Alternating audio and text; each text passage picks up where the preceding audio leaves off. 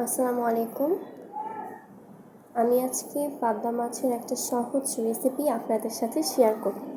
এখানে আমি কয়েকটা পাবদা মাছ হলুদ মরিচ লবণ দিয়ে মাখিয়ে নিয়েছি। এরপর একটা কড়াইতে তেল দিয়ে ওটার মধ্যে আমি এক এক করে প্রত্যেকটা পাবদা মাছ দিয়ে দেব। তারপর এতে আর একটু পরিমাণে তেল দিয়ে দেব যেন মাছটা ঠিক মতো ভাজা হয়।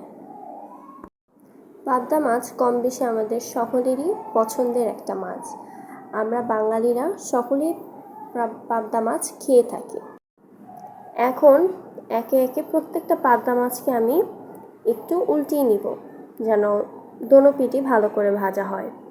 পাবদা মাছটা আমাদের মোটামুটি ভাজা হয়ে গিয়েছে।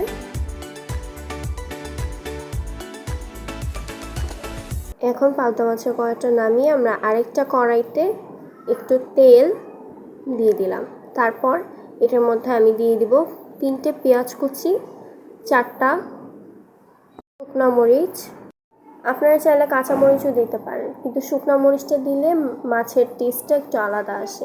তারপর এতে আমি 1 চামচ হলুদের গুঁড়া, আধা চামচ মরিচের গুঁড়া, পরিমাণ মতো স্বাদ অনুযায়ী লবণ। আপনারা আপনাদের স্বাদ অনুযায়ী লবণ দিয়ে নেবেন।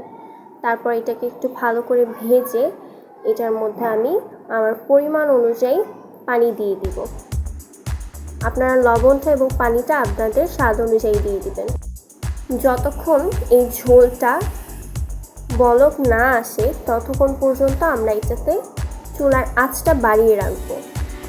দেখতেই পাচ্ছেন 10 মিনিট পর আমার ঝোলটা বলক এসে পড়েছে। এখন এটার মধ্যে আমি একে একে ভাজা মাছগুলো দিয়ে দেব।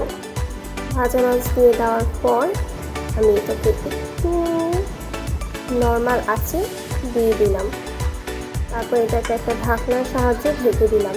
তারপর এর মধ্যে একটুখানি পাঁচফোড়ন দিয়ে